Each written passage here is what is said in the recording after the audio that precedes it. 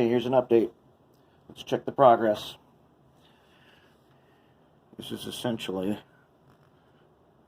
well, this is the first one that's been mocked up here.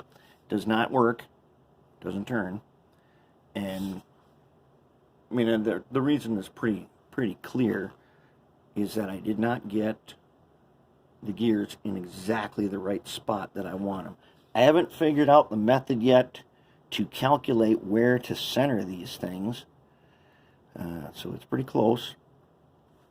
Once I figure out a good method for centering these holes, I should have it.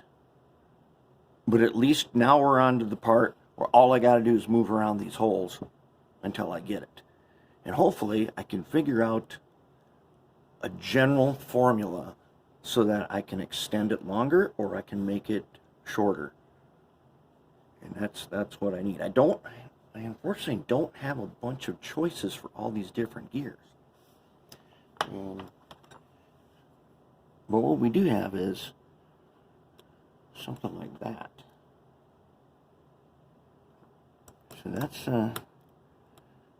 that's really not that bad right there. That's pretty good. I think we're on the right track. We're going to have ourselves a working truck pretty soon. Then we'll worry about how we're going to attach side frame stuff. The cool thing with this acrylic is that I can use screws in it. And so I can completely disassemble this, put it back together. Then I'll trim the pins and anchor them. Once I get it rolling. I'm guessing that these middle ones here got to be higher up. And if I raise those, I can raise this one. And then we should have something. In fact, maybe. Well, let me work on it a little bit. I just want you to know where we're at. We're getting close.